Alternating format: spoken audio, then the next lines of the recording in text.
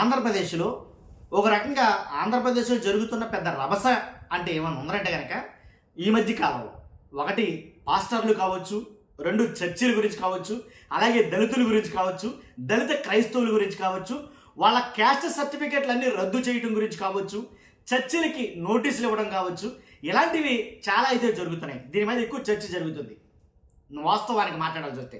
ఏదైతే రఘురామకృష్ణరాజు గారు ఆకివీడు పెదపేటలో రామాలయం గురించి ఈ ఇష్యూ తెర మీదకి వచ్చిందో అప్పటి నుంచి కూడాను ఏదైతే కొన్ని చర్చిలకి అనధికారికంగా నియమించారు చాలా చర్చిలు, వాటిలో 115 చర్చిలకి నోటీసులు ఇవ్వడం అయితే జరిగింది.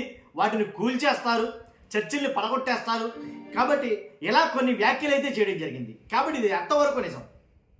వాస్తవానికి అసలు ఈ పరిస్థితి ఎందుకు వచ్చింది, ఎందుకు రావాల్సి వచ్చింది?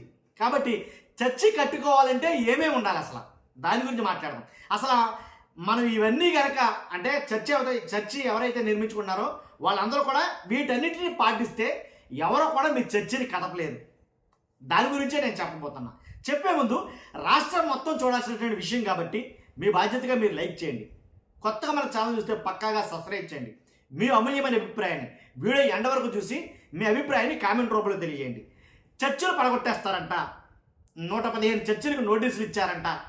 కాబట్టి అంటే క్రైస్తవుల మీద పరోక్షంగా ప్రత్యక్షంగా దాడులు అయితే జరగబోతున్నాయి అని ఒక రకమైనటువంటి ఆందోళన ఉన్నారండి. చర్చి పడగొట్టే అవకాశం వేరే ఎవరికి ఎందుకు ఇవ్వాలి? అసలు అన్నీ అనుకున్నట్టుగా అన్నీ కరెక్ట్గా ప్రీ ప్లాన్డ్గా చర్చి నిర్మించుకుంటే కనుక మిమ్మల్ని టచ్ చేసే మగాడే లేడు. దాంట్లో ఎలాంటి డౌట్ లేదు. ఎవరైనా కానీ ఎలాంటి వాళ్ళైనా సరే ఆ చర్చి టచ్ చేయడానికి కూడా సరిపోరు, కానీ అన్నీ ఉండాలి. అదే నేను చెప్తుంది.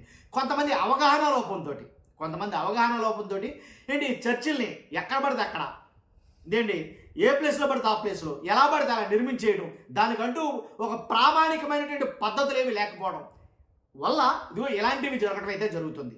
ఇలాగా కాబట్టి ఏం చేయాలి?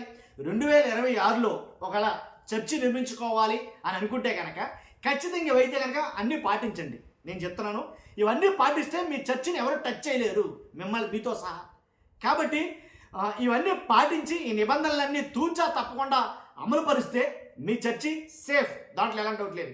ఏ ప్రభుత్వం టచ్ చేయలేదు, ఏ పార్టీ టచ్ చేయలేదు, ఏ నాయకుడు టచ్ చేయలేడు. నోట్ మై వర్డ్స్, రాసి పెట్టుకోండి మీరు. దాంట్లో ఎలాంటి డౌట్ లేదు. ఎందుకు చెప్తానంటే భారతదేశంలో చర్చి లేదా ఏదైనా మతపరమైన ప్రార్థనా స్థలాన్ని నిర్మించడానికి స్థానిక ప్రభుత్వ అధికారుల నుండి ముందస్తు అనుమతి NOC, అర్థమైందా మీకు? నో అబ్జెక్షన్ సర్టిఫికేట్ తప్పనిసరి. ఒకవేళ మీదది సొంత స్థలం అయి ఉండొచ్చు, సొంత స్థలం అయినా సరే సొంత స్థలంలో కట్టాలన్నా కూడా ఈ నిబంధనలు అయితే వర్తిస్తాయి. దాంట్లో ఎలాంటి డౌట్ లేదు. అర్థమైందా మీకు? కాబట్టి చర్చి నిర్మాణానికి పర్మిషన్ పొందడానికి అనుసరించాల్సినటువంటి కొన్ని దశల గురించి అయితే మనం చెప్పబోతున్నాం. కాబట్టి ఒక్కసారి చూద్దాం. స్థలం మరియు పత్రాల పరిశీలన ఒకటి, సైట్ సూటబిలిటీ, తర్వాత సొసైటీ రిజిస్ట్రేషన్, మూడవదిగా దరఖాస్తు సమర్పణ అప్లికేషన్ సబ్మిషన్, తర్వాత 4వది రిక్వైర్డ్ డాక్యుమెంట్స్ ఏవైతే అవసరమైన పత్రాలు, 5వది ఇన్స్పెక్షన్ అండ్ అప్రూవల్ ఏదైతే స్థల పరిశీలన మరియు ఆమోదం. ఇవన్నీ ఉంటే కనుక మీ స్థలంలో మీరు కట్టుకున్న చర్చి కావచ్చు, వేరే వాళ్ళ స్థలంలో లీజుకి తీసుకున్నది కావచ్చు, ఏదైనా కానీ మీ చర్చిని టచ్ చేయడానికి ఎవరు సరిపోరు. ఇవన్నీ కరెక్ట్గా ఉంటే కనుక నేను చెప్పింది అసలు ఏంటండి ఏముండాలి మనం చెప్పినటువంటి 5 అంటే కనుక స్థలం మరియు పత్రాల పరిశీలన ఒకసారి చూస్తే, సైట్ సూటబిలిటీ ఒకసారి చూస్తే కనుక నిర్మాణం జరగబోయే స్థలం చట్టబద్ధంగా మీ పేరు మీద, ఒకసారి గుర్తుంచుకోండి, ఒకవేళ మీరు నిర్మాణం జరగబోయే స్థలం చట్టబద్ధంగా మీ పేరు మీద రిజిస్టర్ అయి ఉండాలి. గుర్తుపెట్టుకోండి. ఒకవేళ మీకు లేకపోతే కనుక, ఒకవేళ ఏదైనా లీజుకు తీసుకుంటే కనుక ఆ లీజుకు తీసుకున్న స్థలం గురించి అయినా సరే పక్కా ఎవిడెన్స్ అయితే ఉండాలంటున్నారు. తర్వాత ఆ భూమి మతపరమైన నిర్మాణాలకు అనుమతి ఉన్న జోన్లో ఉందో లేదో తనిఖీ చేసుకోవాలి. ఎందుకు చెప్పానంటే కొన్ని చోట్ల వేరే హిందూ దేవాలయాలు కానీ వేరే ఉంటాయి, తీసుకెళ్ళి మేము అక్కడ కట్టుకుంటామంటే కుదరదు, చెప్తున్నానుగా. కాబట్టి అది ఆ జోన్లో ఉందో లేదో ఒకసారి చెక్ చేసుకోండి. దానికి అనుగుణంగానే మీరు ఫాలో అవ్వాల్సి వస్తుంది. తర్వాత సొసైటీ రిజిస్ట్రేషన్ చేయించాలి. ఏంటి నార్మల్గా డబ్బులు తక్కువ అవుతుందనో, లేకపోతే ఏదో తక్కువ రేటుకి రిజిస్ట్రేషన్ అయిపోతుందనో ఇల్లుగానో, లేకపోతే ఏదో విధంగా మనం రిజిస్ట్రేషన్ చేయించేసుకుంటే కుదరదు. ఖచ్చితంగా సొసైటీ రిజిస్ట్రేషన్ అయితే చేయించాలి. చర్చి నిర్మాణాన్ని ఒక ట్రస్ట్ లేదా సొసైటీ యాక్ట్ కింద రిజిస్టర్ చేయడం అవసరం. ఇది చట్టపరమైన గుర్తింపునిస్తుంది, మర్చిపోవద్దు. తర్వాత చేయాల్సిన పని ఏంటంటే దరఖాస్తు సమర్పణ, అప్లికేషన్ సబ్మిషన్. ఈ దరఖాస్తు సమర్పణ అనేది ఎలా చేయాలంటే స్థానిక సంస్థలు, పంచాయతీ కావచ్చు ఆర్ మున్సిపాలిటీ కావచ్చు, పంచాయతీ మున్సిపాలిటీ కార్పొరేషన్ లేదా గ్రామ పంచాయతీ కార్యాలయంలోని టౌన్ ప్లానింగ్ విభాగానికి దరఖాస్తు చేసుకోవాలి. ప్రతి ఏదైతే కట్టాలనుకున్నారో కొన్ని సందర్భాల్లో కొన్ని ప్రాంతాల్లో అవసరమైతే డిస్ట్రిక్ట్ కలెక్టర్, జిల్లా కలెక్టర్ కొన్ని ప్రాంతాల్లో జిల్లా కలెక్టర్ను కూడా వారి దగ్గర నుండి కూడా ఎన్ఓసి తీసుకోవాల్సిన పరిస్థితులు వస్తాయి. అవసరమైతే తీసుకోవాలి, ఇంకా పక్కాగా ఉంటుంది నన్ను అడిగితే కనుక. వీటన్నిటికీ ఏమేమి అవసరమవుతాయి, ఎలాంటి పత్రాలు అవసరమవుతాయి అని అంటే కనుక భూమి రిజిస్ట్రేషన్ పత్రాలు, ఏదైతే ఈసీ, తర్వాత లైసెన్స్డ్ సర్వేయర్ చేత రూపొందించబడినటువంటి చర్చి బిల్డింగ్ ప్లాన్. మన ఇంటికి ఎలాగైతే ప్లాన్ తీసుకుంటామో, ఇల్లు కట్టడానికి ముందు మనం ఎలాంటి ప్లాన్ అయితే తీసుకుంటామో అలాగే చర్చి కట్టాలన్నా సరే ఆ బిల్డింగ్ ప్లాన్ ఖచ్చితంగా ఉండాలి, పక్కాగా, దాంట్లో ఎలాంటి డౌట్ లేదు.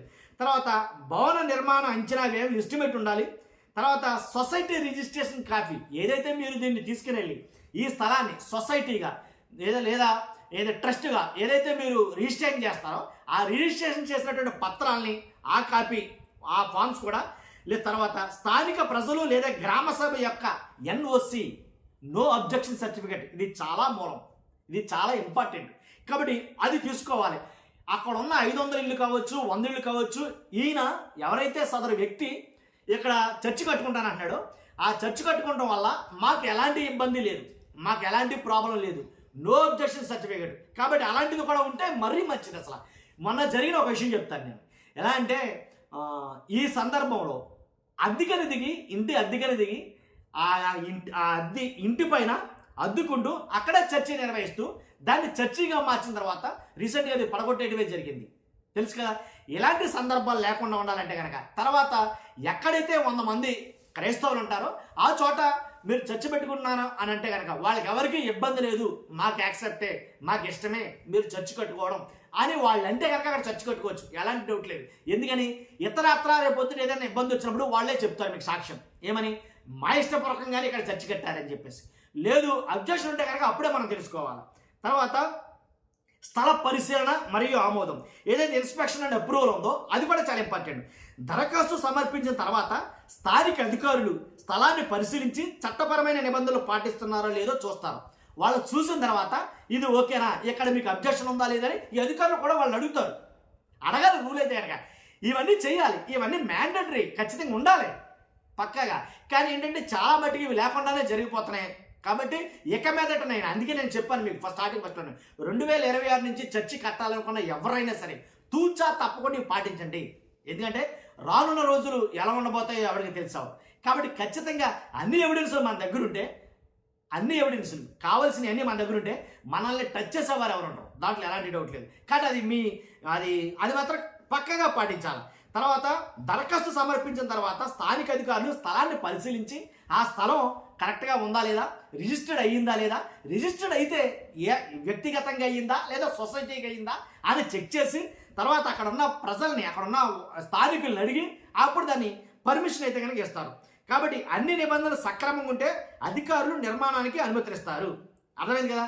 కాబట్టి ఏవైతే మనం చెప్పుకున్నామో ఈ 5 ఖచ్చితంగా అయితే ఉండాలి, ఇంకా ఉండాలి. ఇంకా ఏమేమి కావాలి అనేది పూర్తిగా తెలియాలంటే నిజంగా అంటే ఈ 2026 నుంచి చర్చి కట్టుకోవాలి ఎవరైనా సరే ముందు అధికారులని, తగిన సంబంధిత అధికారులని, పంచాయతీ కావచ్చు, మండలం కావచ్చు, మున్సిపాలిటీ కావచ్చు, కార్పొరేషన్ కావచ్చు, ఏదైనా కానీ తగిన సంబంధిత అధికారులని ఇంకేం కావాలి అని అడిగి ఎలాంటి అప్రూవల్స్, పర్మిషన్స్ అన్నీ తీసుకుని పక్కాగా కట్టండి. ఇది మీరు ఇలా కట్టడం వల్ల మీకు చాలా మంచిది. లేనిపోయిన భయాందోళనకు గురవుతున్నారు. ఇప్పుడు రఘురామకృష్ణరాజు గారి వివాదం ఏదైతే తెర మీదకి వచ్చిందో ఆ తెర మీదకి వచ్చిన అంశం మీద చాలా మటుకి ఇబ్బందులు అయితే తలెత్తున్నాయి. ఆయన చెప్తున్నాడు ఏమని, అసలు అంటే అనుమతులే లేని చర్చిలు కొన్ని వేలు ఉన్నాయి రాష్ట్రంలో అని. కాబట్టి అన్నీ అలా లేవు, చాలా మటుకి చాలామంది పర్మిషన్ తీసుకున్నారు. పర్మిషన్ తీసుకున్న చర్చిలు ఉన్నాయి. ఇంకో మాట చెప్పాలి నేను మీకు, చర్చిలతో పాటు పాస్టర్స్ ఎవరైతే సేవ చేస్తారో ఖచ్చితంగా మీరు ఒక సర్టిఫికేట్ అయితే కలిగి ఉండండి.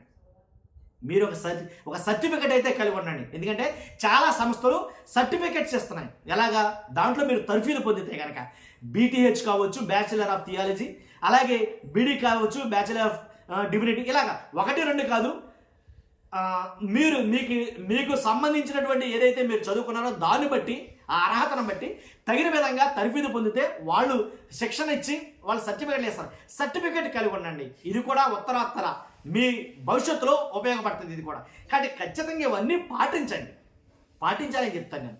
పాటిస్తే మీకు మంచిది అని చెప్తాను. కాబట్టి తీసుకెళ్ళి అక్కడ ఎట్టేసుకుంటాం ఇక్కడ ఎట్టేసుకుంటాం అనే కన్నా ప్రతిదీ పక్కాగా ఉంటే మనల్ని ఎవరూ డిస్టర్బ్ చేయలేరు. అది నేను అనేది. కానీ మీ అభిప్రాయాలు ఏంటో కాసేపు కామెంట్ రూపంలో తెలియజేయండి. నాకున్న జ్ఞాన పరిధి మేరకు నేను సలహాలు అయితే ఇవ్వగలను. చూస్తున్నా మీరు అందరూ ఫస్ట్ అయితే లైక్ చేయండి. కొత్తగా మన ఛానల్స్ పక్కాగా సబ్స్క్రైబ్ చేయండి.